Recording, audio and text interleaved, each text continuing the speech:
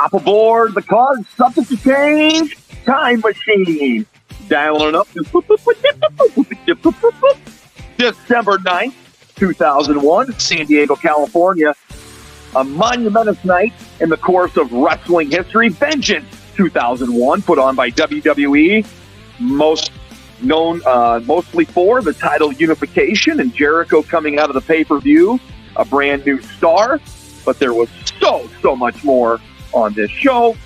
And joining me, as always, my tag team partner here on the card, subject to change, the Wizard, DZ. Hello, how are you, Nick? I'm doing great, man. How about yourself? Doing real good. I'm excited to talk about Vengeance 01. I think it's going to be a lot of fun.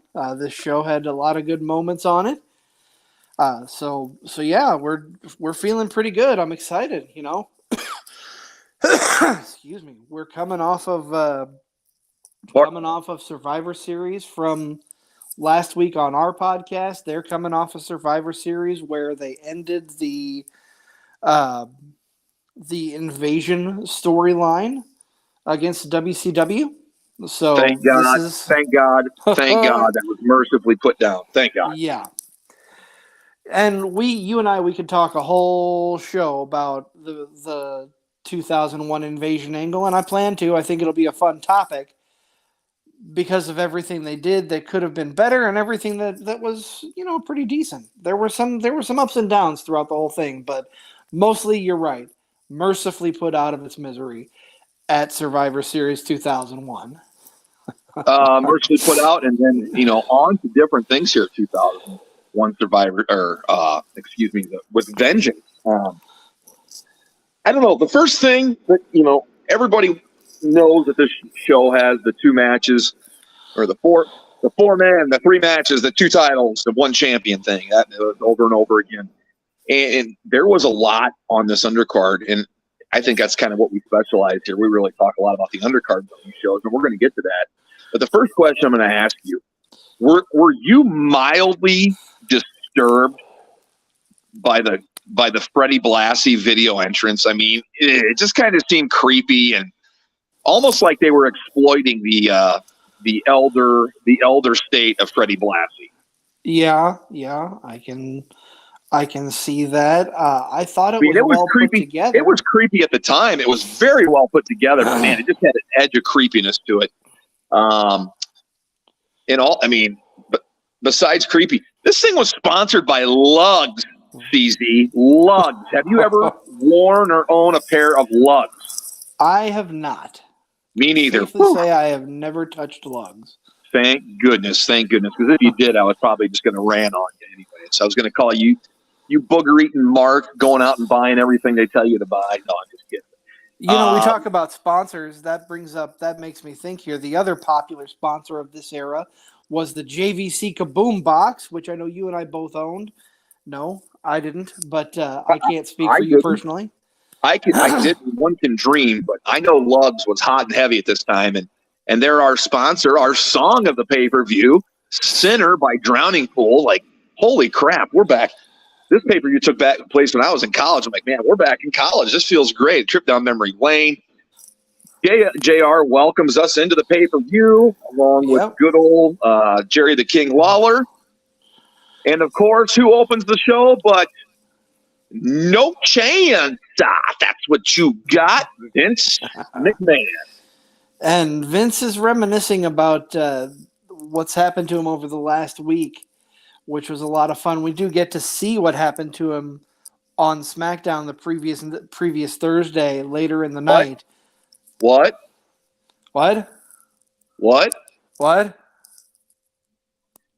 When that started happening, I jotted down, Vince McMahon's "Shut Up" is the best. Shut up! Shut up! Vince McMahon is a master. We'll talk about Vince throughout this episode. I love Vince when he's in character, but we'll get to that.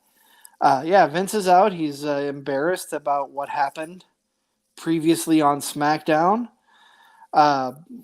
But he's out here basically talking about he who laughs last laughs loudest. That's his final line before the co-owner of the WWE, his 50-50 partner, Ric Flair, the Nature Boy, comes out.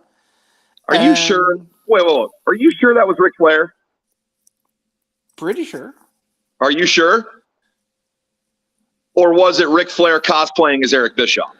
It might have been Ric Flair cosplaying as Eric Bischoff. The leather jacket, yeah, you might be right. My God, Ric Flair hates Eric Bischoff, but here he is pulling off his best Bischoff.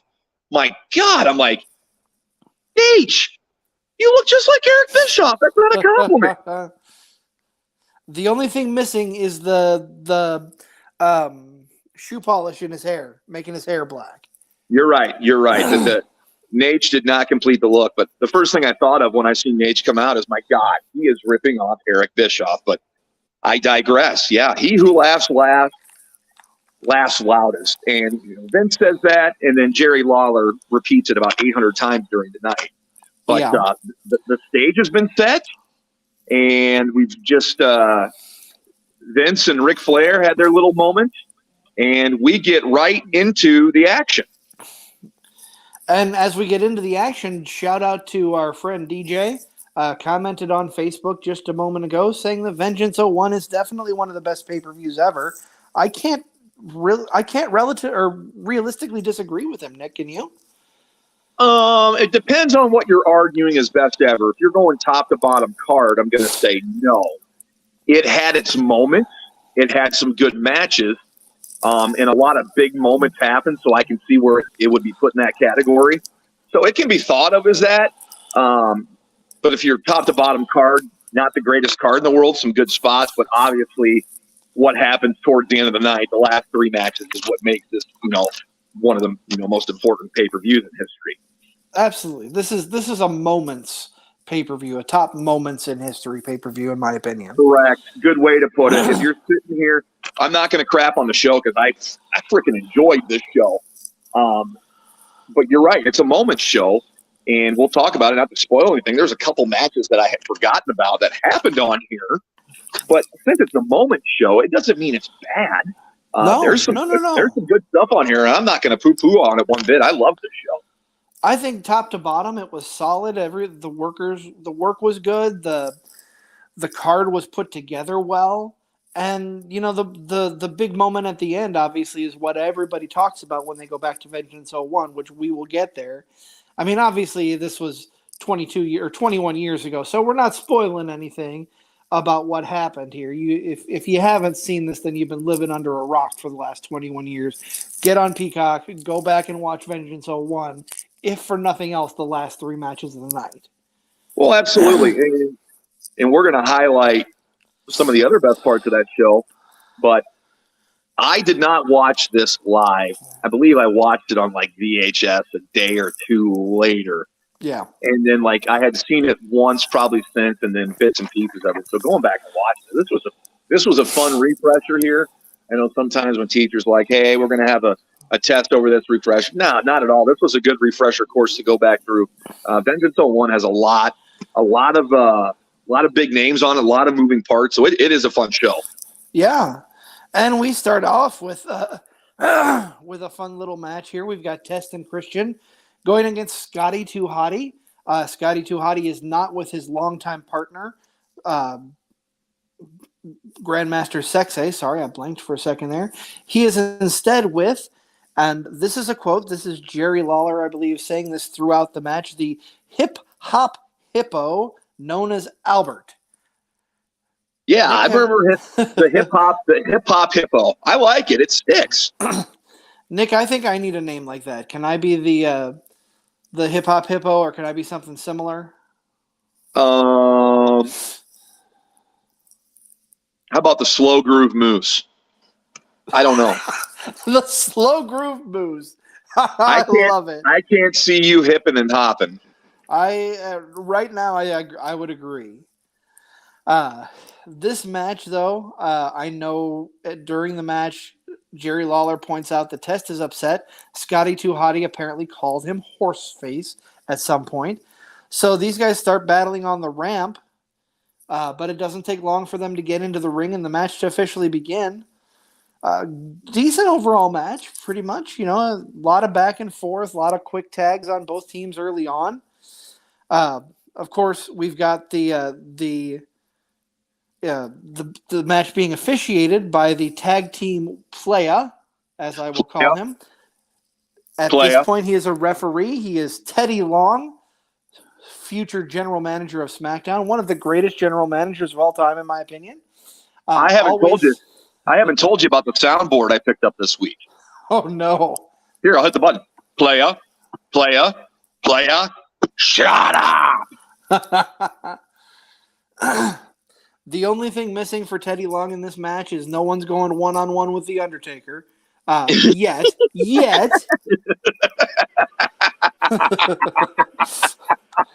I swear, that was Teddy Long's go-to. That's a good reference, man. Go-to. If it wasn't a tag match, you're going one-on-one with The Undertaker, Playa. Am I wrong?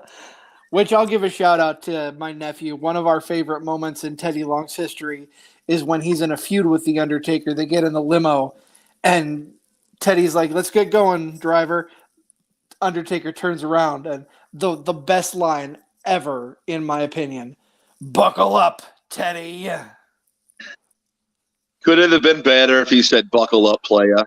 It could have been better if he had said buckle up, player, but just buckle up, Undertaker Teddy. saying Playa. That would have been hilarious. God. You're right. The only thing missing from this was a one-on-one match with The Undertaker. You're right. Yeah. So watching this match here, one of the big things that I want to ask you, Nick, is where did Claudio learn the big swing? Was it from Albert? You know what? I don't know. You got to think Albert is an NXT trainer, Matt Bloom, and Claudio was during that era. So you got to wonder if Claudio got some of his inspiration for the big swing from the big man Albert in this. He could have. It's possible. It's very possible he could have picked it up from him. You're right, Albert. Matt Bloom is a trainer. We know Claudio had worked with Regal in the past, like when Bryan Daniel did as well. So maybe he picked it up then too. It's a good possibility. That's a good point you're bringing up. Yeah, I love how we swing. I love how we do this on the Card Subject Exchange. If you're out there listening, give us a like, subscribe. Facebook, Twitter, IG, YouTube channel. We're all over the place.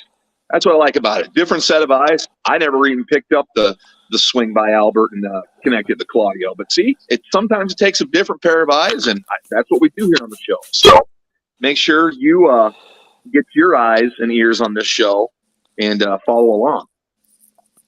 And this match had a fun ending for me. I enjoyed what happened here. Scotty goes for the worm. He gets stopped by Christian. Christian is going to go try for the worm. That doesn't happen. Scotty finally does go get the worm done on a test. I love the worm. It was a very over move in the time. A lot of fun. It's cheesy. What's your opinion of the worm? Oh, it's cheesy as hell, but that's fun. The crowd loves it. I guarantee you and I both said cheesy as hell when it was going on. But if you and I were both there, we'd be both standing up, spelling out worm with everybody. So I agree.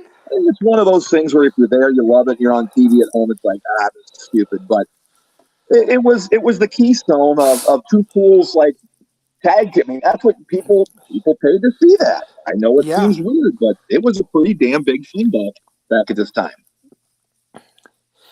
Yeah, it was a lot of fun. You've got the match ending, of course, with Albert hitting the Baldo bomb. Where that name came from, I don't know. Do you have the history on the Baldo bomb? That's kind of a out there name, in my opinion, but drops the bomb on Christian. I don't think we'd be getting homework.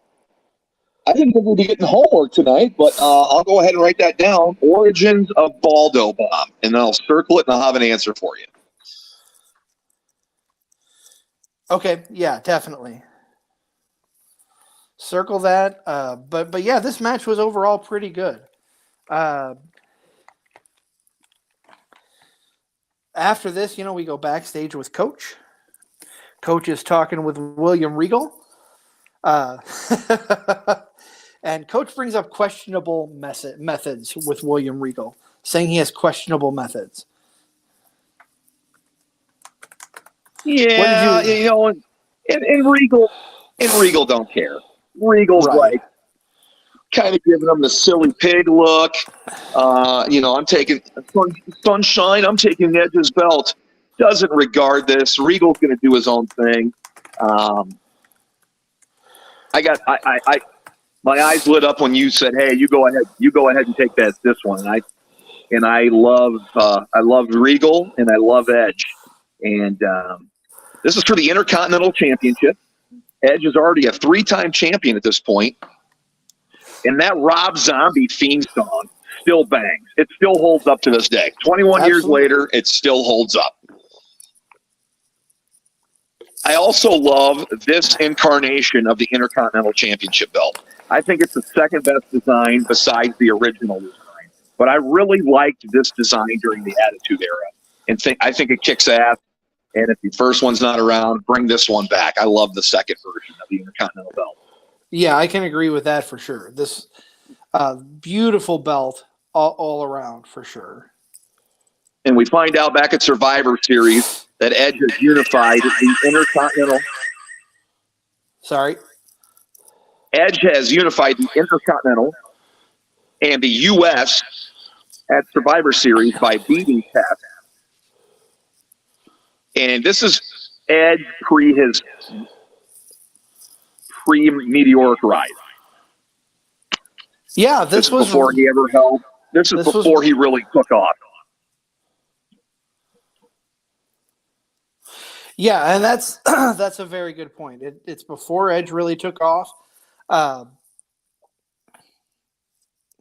that's not a bad thing. Edge is just coming into his prime in this match. I think, they gave him they had the confidence to give him the Intercontinental title, which is the workhorse title. So that was really awesome, and I think he held it really well. What do you think? No, I loved it. I loved Edge here. This was post-tag breakup with him and Christian when they went their singles route, and that's fine. And people go back and watch it. This is before Edge hit his stride and exploded. Like I said, he unified the belt with the win over Test Survivor Series. And this is a big-time match here with Regal. Regal shows up in this match, and it looks like, or I can tell you, I don't think the Blackpool Combat Club gives piss tests because Regal wouldn't pass it back in the day. No. And not only would he not pass a piss test, he's a charter member of the BCC, and he's also the charter member of the Kiss My Ass Club, if you do remember. Indeed. And nothing better. I got to tell you, going back a little bit, I love William Regal's entrance theme. You were talking about Edge and Rob Zombie. I love Regal's entrance theme, just the dominant bass. You mean this? Yeah.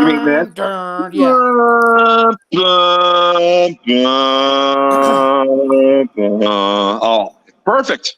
It's simple. Yeah, it's perfect. It fits him so well. It does. You're right. It really does. Simple ring gear and the way they start off the match, the collar and elbow tie-up. Start out after a few knockdowns. Edge drop kicks Regal, and Regal rolls to the outside. And right away, we see the expertise of Regal as he suckers Edge in to the outside, kicks him, and then goes ahead and posts him on the ring pole outside. Crowd replies with Regal sucks, which I don't know how they can say that. Regal's one of the all-time greats in my mind, and is currently kicking Edge's ass. The action returns back into the ring where Regal hits Edge with a stiff European uppercut. And I believe Regal puts the European in the European uppercut. I think you are correct there. People want to talk about Claudio Castagnoli's. Let's go back and look in history. You took the words right out of my mouth. Go look at a William Regal or a Steven Regal match in the past, man. He really had those dialed in and laid them in. Regal's working his classic style here of heel, knees, uppercuts, forearms. Regal's really laying them in. Laying them in here on Edge, and Edge is doing a great job of taking them. Edge shows a slight comeback only to be foiled but by the vaunted hair pull, and then a knee to the back of the neck. So Regal is really pulling out all the stops here, cheating by pulling the hair, a bitch-ass move by kneeing him in the back of the neck. Regal's in full control, and is doing the cocky thing where he's got Edge dead to rights and lifts him up to avoid the 3 count to keep the punishment going. Yeah. Regal played the heel really well. That's what I love about him. He's I just, my eyes. I'm still happy I got to review this match. I love this match. It's not my favorite match on the card, though. We'll get to that in a little while. But Edge hits a knee, swinging neck breaker, takedown, near fall. Regal's up top with a Hurricane Rana from Edge, and another near fall. Regal kicked outside. Edge spears the steps. Perfect time for Regal to get his knuckles, which it is. Nobody's looking. I love where the knucks were. Oh, I do too. He goes over to the ring post. They're hiding in the ring post. How'd those get there? How did those get there? That is who knows? The world may never know. Because they're definitely not part of the ring post. The ring. I'm sure the crew didn't put him there when they were putting the ring together. He had to have snuck down there right before they opened the doors to the general public, right? Yeah, you would think so, yeah. Okay. After he goes to get the knucks, we get another near fall. Edge gets his leg on the ropes. Another power bomb near fall. And then Regal hits back-to-back underhook suplexes.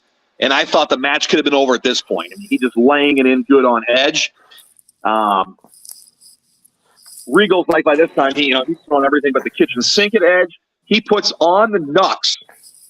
And just as he puts on the knucks, we get a spear out of nowhere from Edge. 1, 2, 3, boom, match over. I thought it was perfect. Yeah.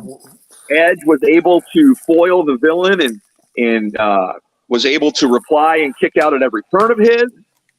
Regal doesn't look weak at all.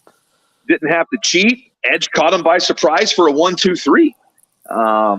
Match ended right there. Good match for just under 10 minutes.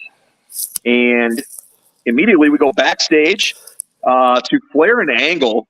And I hated this whole part. I hated this whole segment, and I got to get this hate out of my mouth before we go to break here, because we're going to come back fresh next segment, reviewing the next Betsy show.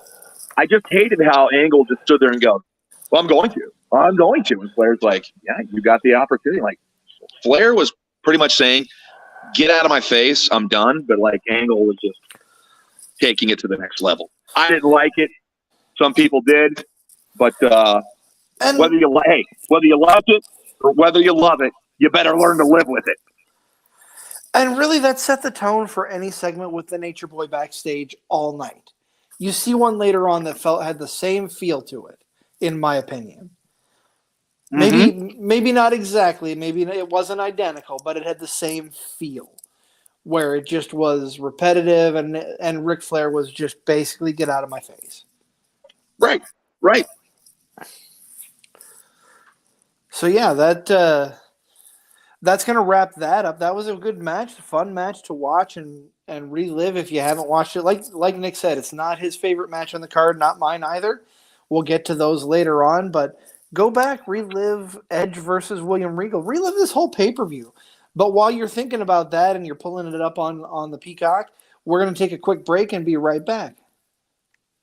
Make sure you tune into For Frequency's Sake on Facebook, Twitter, YouTube, and Twitch each Sunday during the football season from 10 a.m. to 11:30 a.m.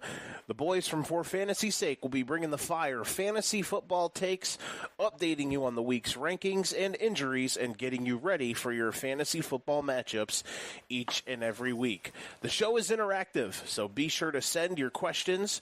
You can find them at For Frequency's Sake on Facebook, at FFSQC on Twitter, or you can send them an email at forfantasysakeqc@gmail.com. Welcome back to the Cards Subject to Change podcast. Thank you for listening in wherever you get your podcast. Go ahead, like and subscribe. Cards Subject to Change podcast. We are breaking down Vengeance 2001. We just left off with an awkward Flair and Angle promo backstage. And now Chris gets the vaunted task of reviewing our next match, Jeff Hardy versus Matt Hardy. And before we get in the ring, we go backstage. We see. Let me ask you, Nick, have you ever seen a ref wear a thong? Not intentionally, I haven't. Well, you did on this show because the special guest referee of the Hardy versus Hardy match is none other than Hardy Entourage member Lita, part of Team Extreme. She is going to be calling things down the middle, and that's what she tells Matt Hardy backstage. Matt, obviously, they're trying to persuade her to be on his side. Matt playing the role of the heel in this exchange, saying that the whole build-up to this is because Jeff takes too many risks that are selfish, cost them a championship match at one point by instead of climbing out of the ring to win the match, he does a daredevil stunt off the top of the cage and misses, hitting nothing but table. I'm going to tell you this. Matt Hardy isn't lying. No, he's not wrong. He's not wrong, but he's spun to be the bad guy here. I feel bad. I felt bad for Matt Hardy in this situation. Yeah, I mean, Jeff is a known risk taker, a known daredevil. Matt knows that. And Matt knows just as well that Jeff could have ended up winning the match that way also. The reason that cost. But that was just one of many things that Matt has criticized Jeff for doing that has cost them things in the recent past of this particular event. You're right, Matt is painted as the bad guy, but at the same time, Jeff is taking a bunch of stupid risks that he doesn't need to. If he's costing them matches, then Matt has a right to be upset. Yeah, I agree here. This could have went either way with how you wanted to view this, and throwing Lita in the middle of it. Yeah, Matt's backstage trying to butter her up, right? The girlfriend's always supposed to be on your side, right? Wink, wink, Right. not right. So Matt's just going back there, planting the seeds. Hey, I know you got a job to do. And I just looked it up. You asked about that thong. This may be the first time a thong was worn, but it passed certification because she had the stripes and the patch on. So it was okay to wear. Well, as long as it passed the certification, that's all that matters. So we go. Lita comes out first in her ref garb, thong and all. Jerry Lawler does comment on the thong several times throughout the match, but that's Jerry Lawler for you. He is obsessed with the ladies of WWE. More particularly, he's obsessed with the pets of WWE, the puppies. The puppies. Jeff and Matt come out. We get a nice hype piece that talks about the build, some of the things that I just mentioned. We always talk about WWE's production value. This hype piece definitely no different. This whole pay-per-view put together very well. The build to matches, the highlight reel before the matches that show how we got to the point we're at. It's all top-notch quality, and this is no different. This is top-notch. This is top-notch. Every match on this card explained why we got there, okay? There was a story going into each match. I don't care which match you pick, okay? And it was all under 3 hours. Yep. And it had these videos to explain what was going on before the match. There was no confusion here. Top-notch, golden era of WWE pay-per-views right here. You want to go back and see how it was done under 3 hours and everything made sense? Vengeance 01 is a great example. Oh, absolutely. And as far as this match goes, obviously the Hardy Boys know each other very well. So there's a lot of back and forth here, a lot of counter moves. Both members trying to go for the twist of fate multiple times. Jeff trying to go for his aerial maneuvers. Matt knowing exactly when and where they're coming, so he's able to counter them pretty much at every turn. What it comes down to at the end of this match is a mistake by Lita, for all intents and purposes. Jeff gets the pinfall. And listen, and this won't be the first mistake Lita makes, and this won't be the last dilemma that Matt and Lita find themselves in, will it? Exactly. That's a story for another time. But if you know your And this WWE ain't the first history, time Lita. This ain't the first time or the last that Lita screwed over Matt. yeah. So this match ends. Jeff hits the Swanton Bomb for the pin. Matt puts his foot on the ropes, but Lita's positioning, she doesn't see the foot up on the ropes. So Jeff gets the 1-2-3 victory, and a very pissed off Matt Hardy storms out of the ring as quickly as he can. Yeah, he's painted as the bad guy, but I'd be pissed off too if my girlfriend just screwed me over and didn't see that I beat the 3 count, and now I lost in front of everybody, and my girlfriend was the one who counted it. So yeah, there's some embarrassment there. I'd be pissed off too if I was Matt Hardy. Yeah, I agree. I'm right there with you. Hey, you gave me a homework assignment earlier, so now you get one. Okay. Isn't it funny how that works? It is. I don't know the answer. I don't know the answer to this, but I'm looking at WWF/E only. What are Matt and Jeff's best matches individually? Maybe that's something we throw out there on YouTube or on Twitter in a poll. Maybe get some suggestions. What are Jeff Hardy and Matt Hardy's best individual matches in WWE? Yeah, I think that's a great poll question to put on Twitter, put on YouTube. Let's see what our fans think. Throw some answers, and if you're listening live or if you're listening after this goes up on social media or on podcast platforms, come to our Facebook page, come to our Twitter page, give us some suggestions. What do you think are the best Jeff and Matt Hardy matches of all time individually? Excuse me. Yeah, I don't know. Just a little homework. That's something I thought of. I'm like, we didn't see these guys fight a lot. I believe they wrestled each other at a WrestleMania in a ladder match too. But I just want to know what people thought their best individual matches were, because you always talk about them as a tag team, And I can name one for Jeff Hardy that stands out above and beyond any others. I bet I know what it is. It's got to be, if we're on the same page, it's got to be the ladder match with the Undertaker. Undertaker on Raw. Yeah, that's probably the most iconic. That's probably when it really turned a corner for Jeff Hardy. Yeah, I could see that. And that match has one of my favorite JR lines of all time. Climb the ladder, kid. Make yourself famous. Right. I liked this match for the brother versus brother match. I put Matt Storms off, rightfully so. Replay shows that he got screwed. That's something we need to talk about, like future episode. When can replay be used in wrestling and when can it be not? Oh, simple, whenever it's booked, right? But I love how replay can or cannot be written.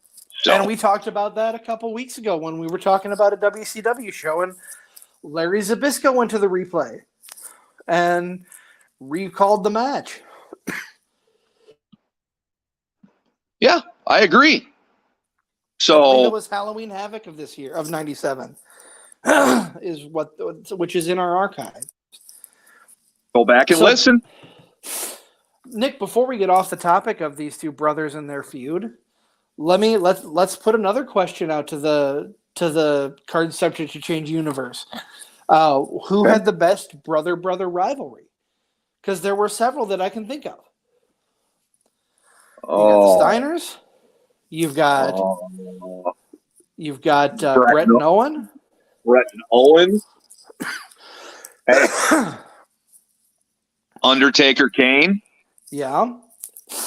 Storyline brothers, but it still counts. It very much still counts. Absolutely it does.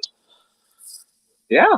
That's a good question. That's something to visit the future as well. But no, we got the creative juices flowing tonight. Let us know. Good individual Hardy matches. Let us know on social media. Reach out to us. And what did you just say about after the Matt Hardy? Oh, I wasn't saying anything. I would just, we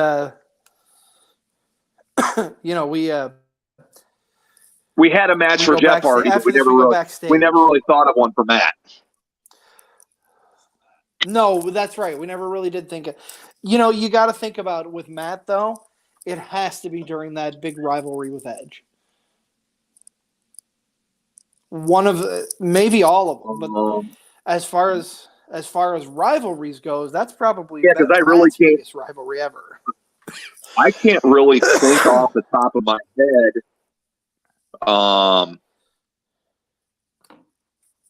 what his biggest match would be. I know he had a run as ECW champion, maybe a run with. Yeah, I don't know.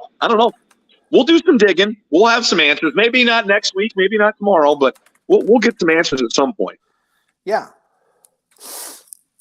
We'll come back, we'll put a pin in that topic, and we'll come right back to it. And I think we've got some good show ideas too for discussions. We do a lot of reviews, but that's something we can branch off to if the listeners want it, is to do discussions like we're having right now, where we talk about who had the best rivalry as far as brothers go, who had the best singles match from a tag team when they were no longer a tag team. Some great topics to put a pin in also. Oh, absolutely, for sure.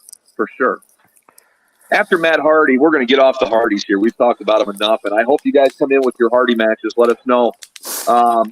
We get the backstage segment with The Rock, who is warming up in his dressing room, and in comes Knox, and in comes a very scantily clad, stultuous Trish Stratus, and just wants to give Rock a good luck kiss and wish him luck before his big matches tonight. Yeah. This is a fun little segment. A fun little segment. The Rock told Trish Stratus that he was abstaining from any action now, but after winning later tonight, he would have plenty of time. That Trish Stratus would have plenty of time to smell what The Rock was cooking. After they both won tonight, is what The Rock said. After they both win their title matches. Yep, because her title match is coming up later in that evening. Jacqueline. But right now, we got a tag team title match. If you're a fan of the show, we know we love tag team matches on here. Right now, we have the Dudleys out first with Stacy Keibler. Mm-hmm. You want to talk about people who have aged well. Stacy Keibler, I don't think it's aged a day since 2001. No, she's definitely found the fountain of youth, and we need to get her on the show and ask where it is. Absolutely. Just get her on the show and just sit here and listen to her talk. She can talk for 90 minutes, and I'll just sit here and just I'll not interrupt. Anyways, she is with the Dudley Boys. They are our current champions, and they are taking on, the Big Show and Kane. And I can't do the whole thing. I'm sorry. Maybe a little bit later. And this is for the WWF Tag Team title match, for the tag team titles. And my first notes are, the match hasn't started yet, and the King has already nutted himself. Good old Jerry Lawler. Dude, it hasn't even started. As soon as Stacy Keibler bent down and did her little thing through the ropes, he nutted himself. I had to write it down. Big Show looks great here. He looks great. He's slimmer. He's still big. This was early run, I believe. One of the earlier runs. Yeah. I think he looks great here. This one times he moved around real well, looked great. As the Dudleys are getting introduced, I came across an article last week. Bubba Ray Dudley is the most decorated tag team wrestler in history. I can see that. Just think about that. The stuttering, pudgy ECW original, who has now made his way back into Impact and has an Impact title shot against Josh Alexander coming up, is the most decorated tag team wrestler of all time. Don't say you don't learn anything listening to this show. You're going to learn some stuff. And by the way, I love these tag belts. Can they go back to these tag belts? Bring these tag belts out of retirement and give them to the Usos. These are the greatest tag belts of all time. Well, I'll counter that. I agree with you 100%, but any tag belt is better than the garbage they have right now. I don't like the belts have got to be gold. We're chasing the gold. Yeah. Hey, I want a title at the brass. No, you want a title at the gold. Make them gold. Make them gold. Get rid of the blue and red straps. Get rid of the stupid Spartan helmets on them. Yeah, these current tag belts are atrocious. If we could get a petition going to bring back the belts that the Dudley boys hold here, I would sign it 50 times. I'm probably not allowed I know to, Triple but H. Yeah, I would sign a 51 just to top you. No, I'm kidding. Anyway, I know Triple H. The talks are having a new tag belt come back and possibly a new title. Man, I wish they'd get the tag titles done first. I can tolerate the title belts for now, but those tag belts have been. Ugh, man. Anyways, I digress. Kane and Devon start off this match, and it's not long before Kane cleans house and tags Show in, and Show has an ear fall on Bubba. Devon runs into a massive sidewalk slam into Big Show's arms after a tag from Bubba Ray for another near fall. Before you get too far, Nick, there's an early part in this match where we see Devon prone in the corner and the Big Show comes over. Do we really need to see the Big Show doing his maiden dance in front of Devon before he butt bumps him? Was that necessary? Well, you said butt bump. My question to you is going to be, he's in the corner. Is that for butt thrust? What do we call that move? Oh, I don't have a good answer. I think they would refer to it as a hip thrust. I believe it would be referred to in the public eye as the hip thrust, but it's not a hip thrust. You are putting your butt. It's a butt thrust. Yeah. Well, Show is hitting Devon with a barrage of butt thrusts. You can do with that what you want. That's what's going on there. Show and Kane are displaying their dominance in the ring. Knock the champs outside. I love Kane that there's a young Charles Robinson. Kane goes to the air. How often do we get to see Kane fly? I love it. I love when Kane flies. And he is so athletic and amazing. Oh, a big guy. And I wrote a note on Kane later, and we'll talk about it. It's coming up towards the end of the match. Keebler gets the pants, and King nuts himself for the second time of the match. Not only does she get the pants, King lives vicariously through the Big Show as Big Show spanks a Stacy Keebler. Not only spanks her, but he licks his palm before he does. This did not age well. No, you probably couldn't do that today. I was chuckling. I was chuckling as it happened. And after the spanking, the Dudleys go to double team Kane, get a nice team suplex. Kane gets headbutted in the crotch, question mark. Was that what we called? I don't know what we call it. This was before the what? It's the same move, but the headbutt to the crotch. This is where I have written down here, man. Kane is unbelievable. Can you freaking believe that this guy was a champ for just one freaking day? One day. He was the world champ for one day in his whole run. Yeah, one day. That is unfathomable. He won the belt at 98, King of the Ring. 98, King of the Ring. He beat Austin in a first blood match. That's the show where Mankind possibly died in the Undertaker Hell in a Cell match. And then he dropped it back to Austin the next night on Raw. One day he was your champ. The whole time he was there, I just can't believe it. I had that circled exclamation point. Are you kidding me? Such a great athlete. At least he did hold the title for that day, but yeah, he should have had more opportunities at the top of the card. One of the great storyline, one of the great gimmick of storylines of all time. You know, the evil brother Undertaker. Kane and Show are showcased here as monsters. They're manhandling champs. Kane hits Show indirectly for a near fall. Now there's some indifference. Now there's a little love, a little heartbreak between Show and Taker, or excuse me, Show and Kane. Show returns the favor to Kane. And then there's a double flapjack to the Show on the exposed turnbuckle. And which just JR like that, calls a 3D. 1, 2, 3, match over. The champs retain. And right after the match, we get the classic. The classic. If you ever grew up around the time that Chris and I did, or if you ever want to go back and go down memory road, this is the classic do not try this at home thing.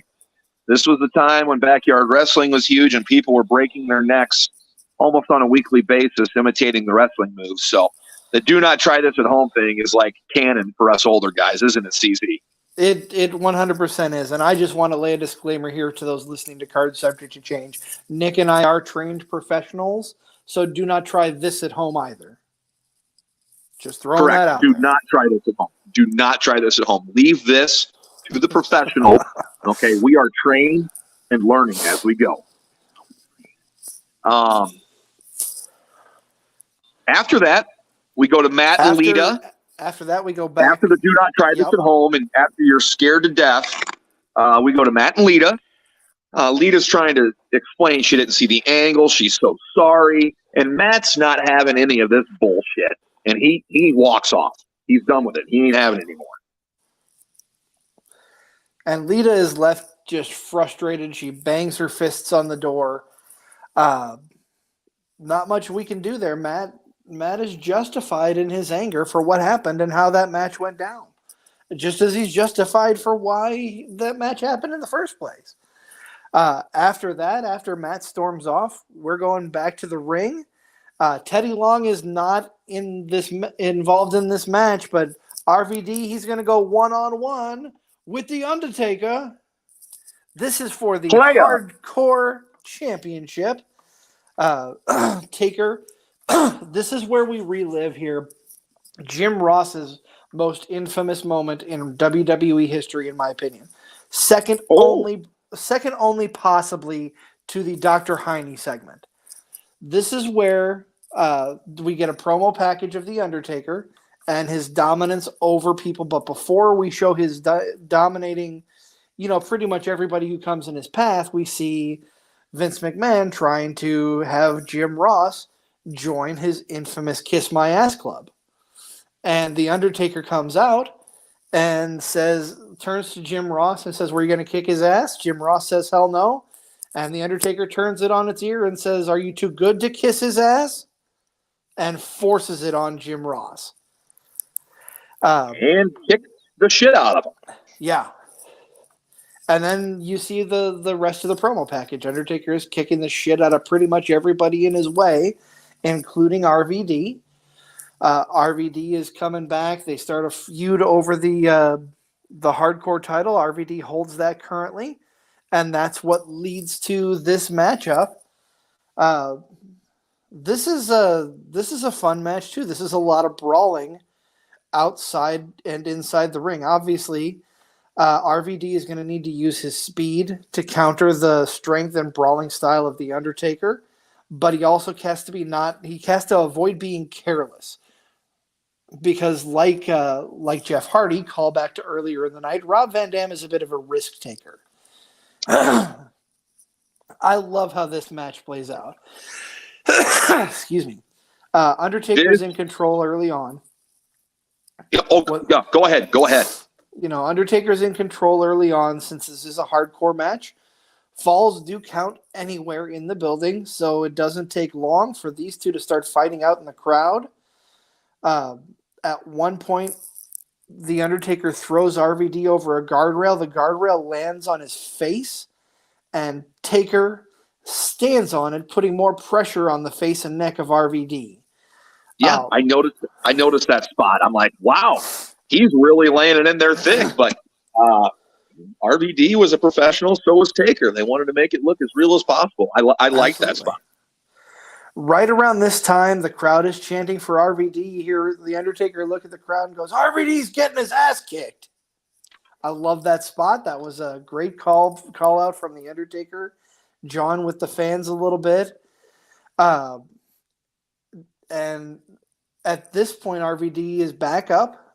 They're fighting. They're still outside. They're all over the arena. RVD goes over an exit doorway. So this is probably about 15, 20 feet up off the floor. And RVD just does a huge crossbody, knocking down the Undertaker from that upper position there. Like I said, he's a daredevil, much like the younger Hardy brother. They make their way. They're fighting towards the entrance ramp, the Titantron, all of that. They make their way back up to the backside of the Tron, and eventually come back out the entranceway. I just love this is my favorite part of the whole match because there's a lot going on here. Yeah. Taker is just relentless.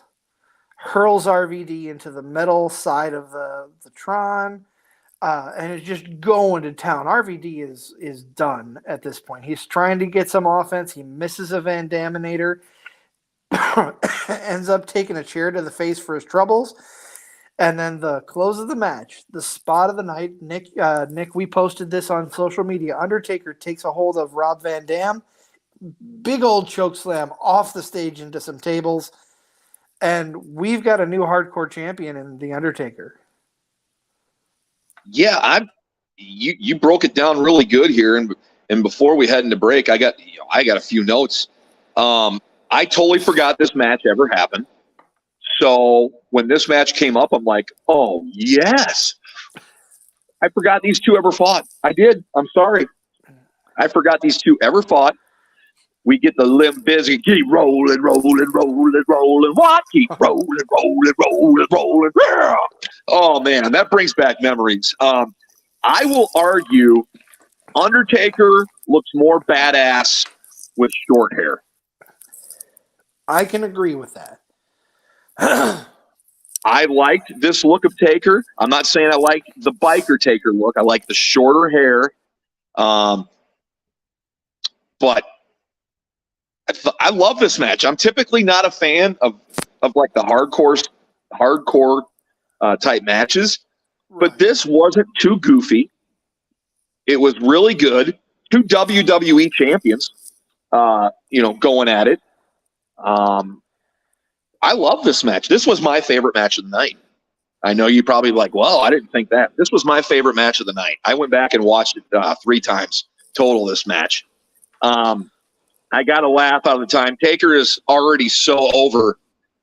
He has to grab the Mexican flag and use that to choke out RVD.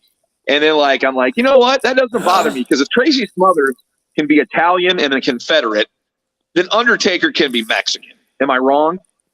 No, I can agree with that. I mean, Tracy Smothers was in the FBI and the Wild Eye Southern Boys, okay? And he wore Confederate. I mean, Taker can be Mexican for a few minutes. I don't have a problem with that. Speaking of Taker, one thing I have in my notes, and I've heard this several times from Jim Ross, as Taker is getting on his bike and riding out of the arena, Jim Ross refers to him as Booger Red. Nick, what in the hell is a Booger Red, and why does it apply to The Undertaker? Booger Red? Yes. I don't know. Jim Ross has said this about the biker Taker several times in my memory. Red because maybe he's got red hair? I don't know. Is there something about Texas? Is there like a sports team in Texas that goes by that? Or you're more of the sports guy than I am. He says booger? Booger, like from your nose. Okay, I'll see what I can find out. I hate this nickname. It is terrible. And I don't understand. You may be onto something by saying it's because of his red hair, but every time Jim Ross says it and I hear it on a show, I cringe. I can't help but cringe. It's the worst nickname I've ever heard. I'm going to tell you what right now. I don't think I've ever heard it, so thank you for bringing it to my attention.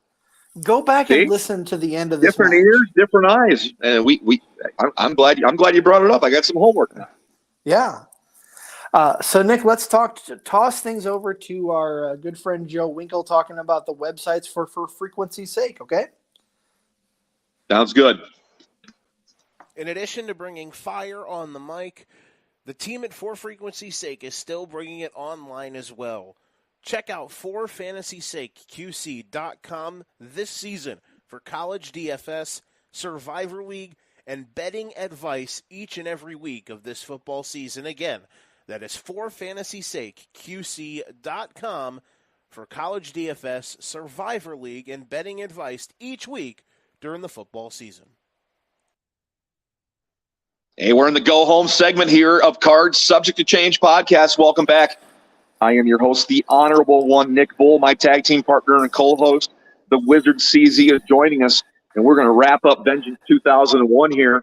But before we get to the last three matches of the night, we've got the women's WWF title match between the champion, Trish Stratus, and the challenger, Jacqueline. And I just want to touch on this real quick. It's a very short match, but women's wrestling has come so far in such a short time. We're not hearing the crowd chanting, "We want puppies" anymore. And with King replying, "Hey, these are my kind of people." It was funny, chuckle type of deal, but thank goodness that the women's division in WWE has come so much further than what it was. And it's primarily due to Trish Stratus and Jacqueline, both in the Hall of Fame. You got to throw Lita Jackie in suckers Trish in. Oh, of course, yeah, but I was just mentioning, hey, these two have a short match, and we're wrestling. Absolutely, but these two for sure definitely went through a time when women's wrestling was just fodder and was joked at, and puppy jokes and all that type of stuff. What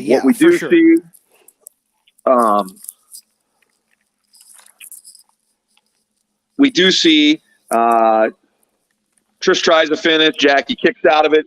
We get a vicious kick to the back of the head.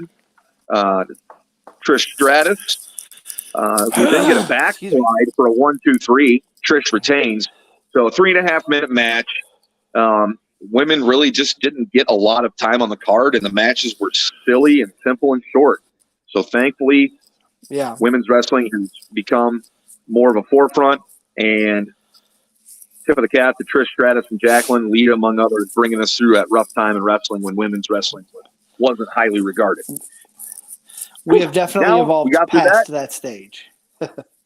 Now we are to the point of the show where we talk about 4 competitors, 3 matches, 2 titles, 1 champion. We're at the point of the show that this show's known for, CZ, the crowning of the undisputed champion. I'm excited. You called the Taker RVD match your favorite match of the night. I don't have a favorite match of the night. I have 3 of them. Because these last 3 matches, you have to rope into one big segment just to close the show. And this was... You know what? Yes. When you say it like that, yes. It has to be viewed as a segment. If you view these individually, it kind of really doesn't make sense. And that's a great point. Yeah, I mean, there is a little breakup in between the first 2 matches, but I said this whole last segment of this show, the last hour, is some of the most memorable television in WWE history because of the implications of what's going on, because of the people involved. You have 2 of the 2 biggest stars of the time, coupled with 2 up-and-coming stars. Kurt Angle has come into his own at this point, but I would still consider him a kind of an up-and-comer at this point. Jericho definitely is just finding his footing in the main event picture, and this just solidifies his place there because it was all fantastically done. And you're unifying the belts. The invasion angle is over. There's no need for 2 more champions. So now they're unifying the belts. So it all has come to a head. You had, excuse me from earlier, it was Test and was it Edge and Test that fought at Survivor Series, and Edge unified those belts. So, yep. Okay, I had to flip back a page 2 for my notes, and now we're getting a unification of these titles with 4 of the biggest stars in the company at the time. And yeah, what happens here the next hour is a big part of this time span.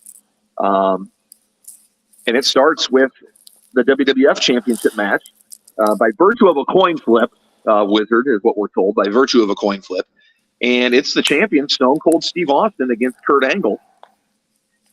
I put down that this is not the best match if you're looking for a wrestling match. Okay? Right. That's what I put down. Austin is past his prime, right? Mm-hmm. But he can still do the punchy, kicky, brawly. Oh, absolutely. I wish we could have seen Stone Cold and Kurt Angle when Stone Cold's knees weren't shot. My God, that would have been great.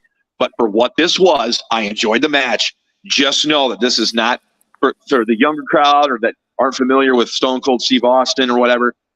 Yes, he's past his prime here.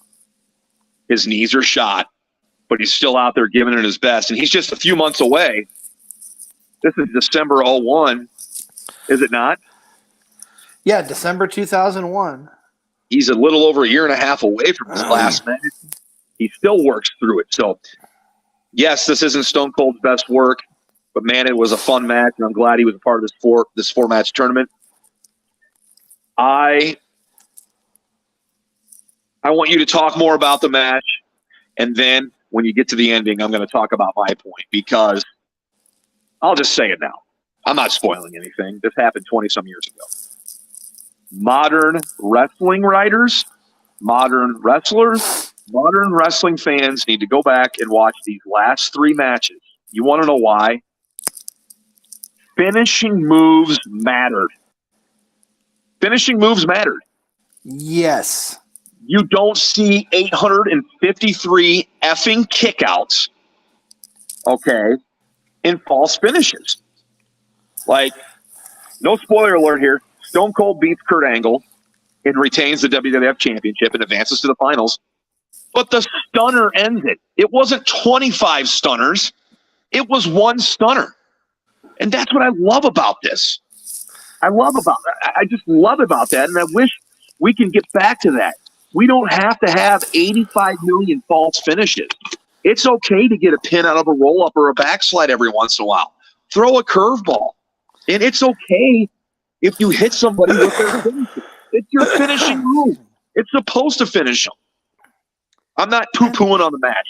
I loved how it ended. I wish modern wrestling would revisit this somehow. And that's kind of like the big thing I took away from the show is the finishers freaking meant something.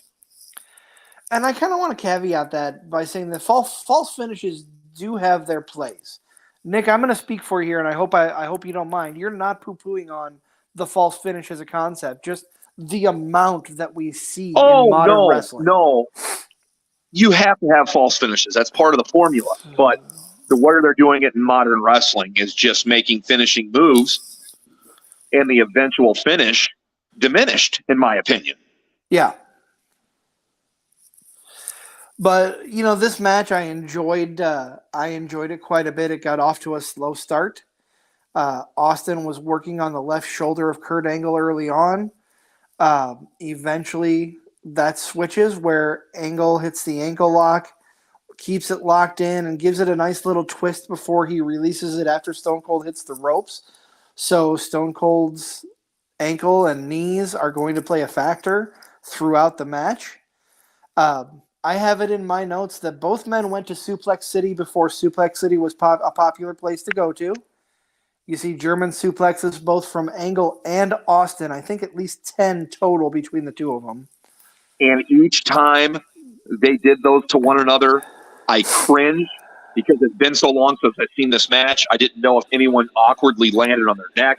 We've seen it in the past from both these guys. So, yeah, seeing those Germans kind of made me clinch up a little bit.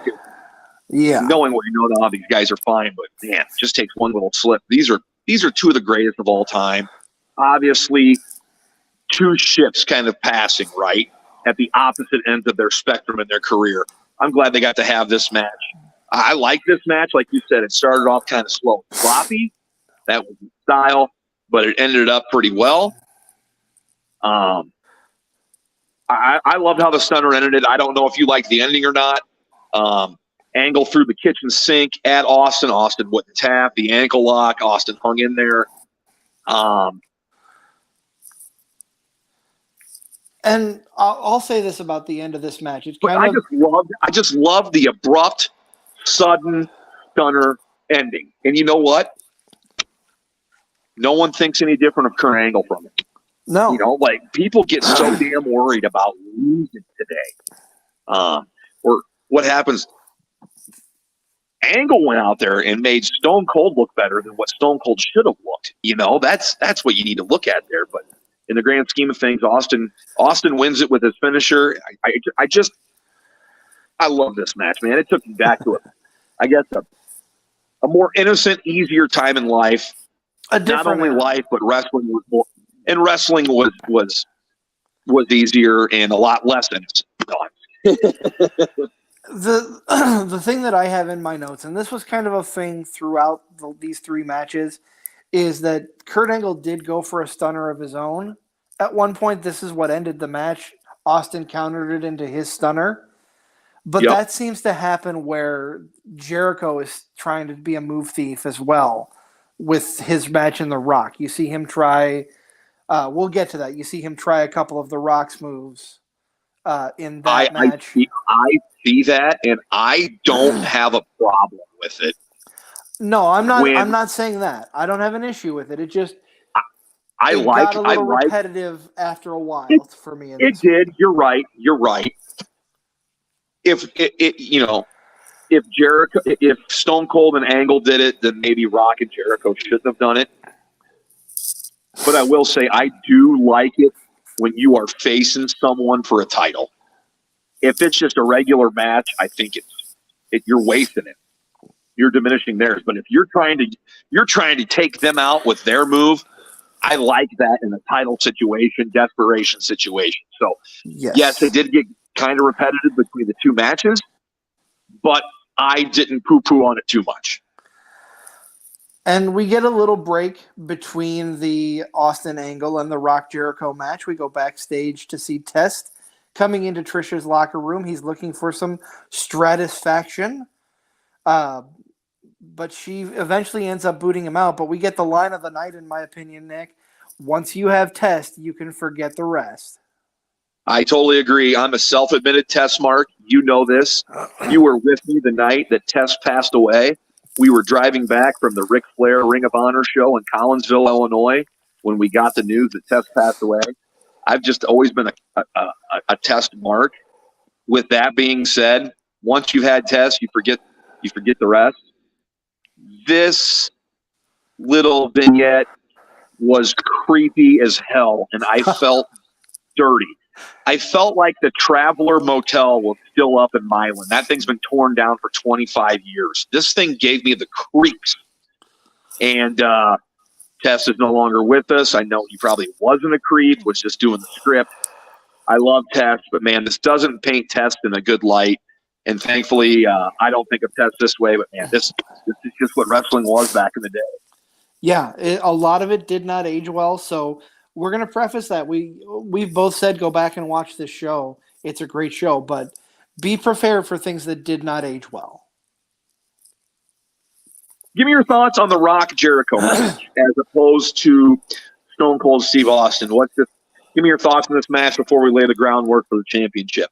I thought this was very fun. I liked it better than the Stone Cold and Angle match. I agree. But Stone Cold's knees were shot.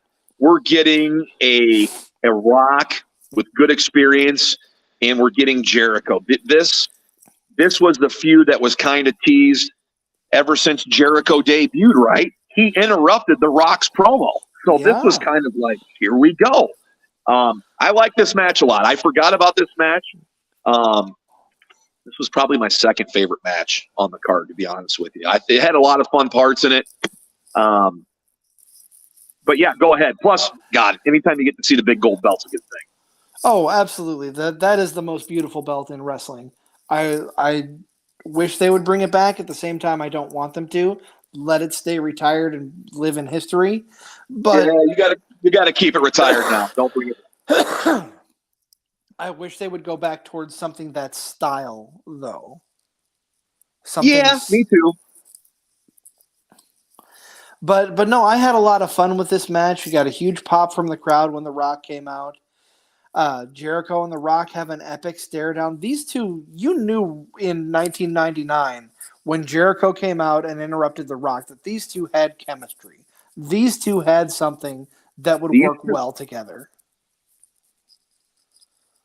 And that was, you've read Jericho's books, and the chemistry, I think, is what got him to the top, because Vince had always had his doubts about hiring smaller wrestlers. They needed to be big. He was always fascinated with the bigger guys. But WWE was always land of the giants. By running his mouth, and he can work any style. I mean, I took a note during this match. One guy is in Hollywood in the best shape of his life, possibly coming back, for a match at Royal Rumble or Mania. The other guy has a receding hairline hair plug. Is your Ring of Honor champion. I mean, these guys are both still going at it 21 years later. Obviously, The Rock has had much less time. Jericho had time off in there too, but has wrestled a lot more than The Rock. If you guys like, no pun intended here, a young Rock or a young Jericho, quote unquote, younger, this is a fun match between the two with the World Heavyweight Championship on the line. And of course, it wouldn't be a title match without Vince McMahon interfering. Well, before we talk about Vince, we'll get there. Let me tell you what I love about this match. I have a huge soft spot for Earl Hebner as a referee. I love him to death. And here's why. Jericho gets in his face several times. Earl Hebner is not going to take your bullshit. You get in his face, he's going to get right back in yours and push you down. And I love the interactions between him and Jericho in this match. I like that too. I like when a referee stands their ground and doesn't and won't take crap from the wrestler. I don't think officials should be touched. Otherwise, unless it's the accidental bump that's supposed to be part of the match. But yeah, Hebner stands his ground here and says he ain't going to take any crap. Yeah. And Jericho knows he's disqualified. The Rock will keep the belt in advance. And of course, Vince comes down after Hebner takes the bump. The Jericho goes for, I believe, a flying crossbody or a flying elbow. The Rock ducks, or maybe I'm getting ahead of myself. Maybe that's later on. But Hebner gets bumped. Vince comes down, gets involved. Vince can't have The Rock win this match because The Rock is everything that Vince is not. Correct. And this is where the seeds start to get planted, right? The seeds start to get planted here. I really liked when Jericho did a spot off the top. The Rock rolled through for a near fall. I thought that was really good, really smooth and really good. Everybody forgets how good The Rock is in the ring.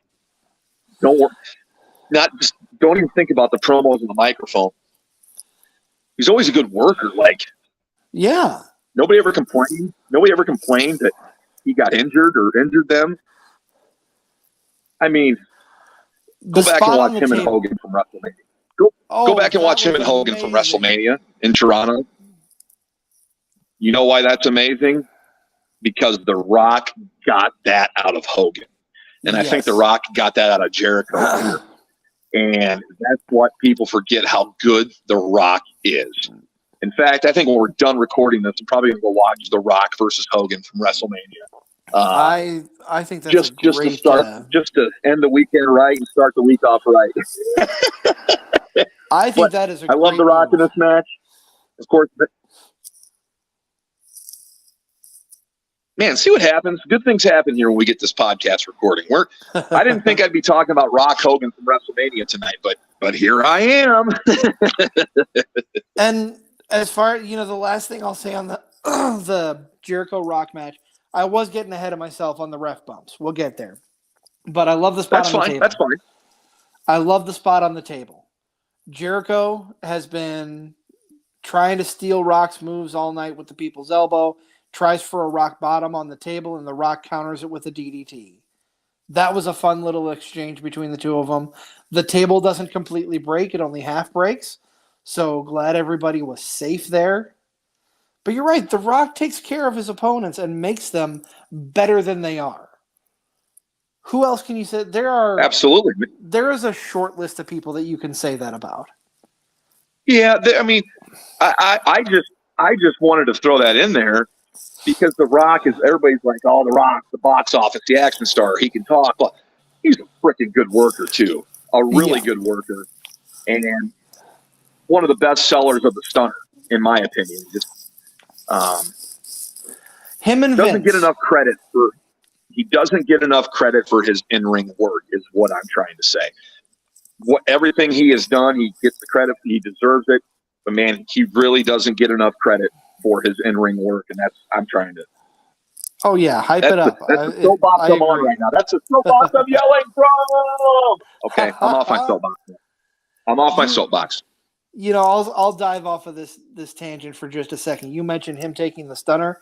You're right. Him and Vince are my two favorite stunners. The only exception being the stunner that Vince took at WrestleMania this year. He should not have even been in the ring, let alone taking a Stone Cold stunner. I thought he blew both his knees out, but to know that'll probably be Vince McMahon's last WrestleMania experience. What a way to go out. Yeah. Last WrestleMania appearance. You said taking the stunner, Vince and Rock. I agree with those two. Honorable mention, and it wasn't very many times, but it's Scott Hall. Go back and watch Scott Hall take a stunner from Stone Cold. It's pretty good. Yes. I definitely agree with that. So Jericho comes out of that match with the win. He is the new world champion. And Stone Cold doesn't waste any time coming down to the ring. He wants to get this done and over with right away. Kurt Angle comes out. And everybody seems. Go ahead. Everybody seems shocked that the match is starting right away, but it's like, there's nothing left on the card. Let's go. Yeah. What else are you going to do? There's no other matches booked. Pretty much everybody comes out of the woodwork here. Kurt Angle comes out, hits Austin with a chair. The Rock hits a rock bottom on Jericho. Both men are down, and that's how the match starts, with Earl Hebner applying the 10 count to the two men, lying prone in the ring. Jericho's up first. He goes for a cover on Steve Austin. Could you imagine?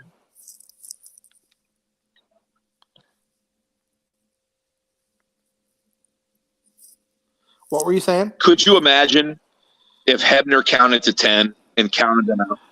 Could you imagine if Hebner counted to 10 and counted them out? Yeah, what would that look like? There would be no undisputed champion. And then we'd be doing it all over again the next month. I think that would have been or the next night on Raw. I'm glad that would have been the worst. I'm glad we did have a champion in this match. This match wasn't bad. It was better than the Stone Cold Angle match. I still liked Rock Jericho better as a quote unquote wrestling match, the action, but this was still fun. And of course, it still had its big moments. And of course, Vince is going to show up. I mean, I thought it was I liked how it was booked, you know. I love and they didn't make a mistake because the rest is history, as they say. Yeah. I love how Vince comes into this match because Hebner gets knocked down. This is what I was talking about before when I thought it was the Rock Jericho. It's Jericho Austin. Jericho goes for a shoulder block. Yes. Austin ducks. Hebner gets knocked out of the ring. And Vince brings back the infamous Nick Patrick. And JR is quick to note his displeasure about this. There's not a more crooked referee in the world, or I think that's the line, or he's so crooked. Nick Patrick. And then Flair comes down, takes out Nick Patrick. Eric Bischoff with blonde hair, you mean? Yeah. Blonde Bischoff. Vince takes out Flair. Bishop takes off blonde Bischoff. Austin then puts on a heavy advantage. He tries to put Y2J in the walls of Jericho. Jericho is tapping out to this, but there's no ref. And then in comes the five-time WCW champion. Five-time. You got to finish that, man. You're right. I'm sorry. I didn't say it enough. But yeah, out of the crowd. No, it's okay. Booker T with the title belt. He takes out Austin. He doesn't even work here. I love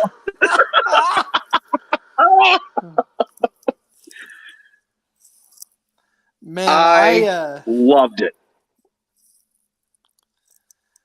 And of course, Vince shoves Hebner back in the ring so Jericho can get the win. Nobody expected Jericho to walk out of Vengeance with the Undisputed Championship. Nobody. I guarantee he would probably have been the fourth pick. It would have been a split between Rock and Stone Cold, Angle at third. The way this is booked, the way it took Hebner 5 years to count between 2 and 3 was like the crescendo on the crowning achievement. And Chris Jericho becomes the undisputed WWE champion, WWE World Heavyweight Champion. And he would hold these belts until WrestleMania 18, correct? Correct. When he would drop them to the Game. The King of Kings. I love it. And that's all. That puts a bow on the show. That does. At least on the Vengeance 01 part. We got some house cleaning here to do. Make sure you like, subscribe, follow wherever you get your podcasts. We're also on social media. Card Subject to Change Podcast on Facebook, IG, Twitter. My Twitter handle is at NickBull55. Wizard CZ, your Twitter handle is at the Wizard CZ. You had it right there. At the Wizard CZ. We want to hear from you guys. We asked some questions earlier in the show. What are Jeff Hardy and Matt Hardy's best individual matches? Let us know. Talk about what you thought of Vengeance 2001. Next week, we kind of got a double feature, but on one show, the Wizard and I will be reviewing Final Battle 2022 and NXT Deadline. 2 shows coming at you next Saturday. We're going to tag team it and have double coverage on both those shows. So make sure you look forward to that on next week's show. Absolutely, Nick. You are correct. CZ? Like Nick said, like, share, subscribe. Find us wherever you find social media, wherever you podcast. It's been a pleasure, as always, broadcasting to you on the airwaves of Card Subject to Change, part of the For Frequency's Sake podcast network, which you could find at FFSQC on Twitter. Thank you for tuning in. We will talk to you next week. Have a good week in the meantime. Thanks for joining us. Take care. We're taking over.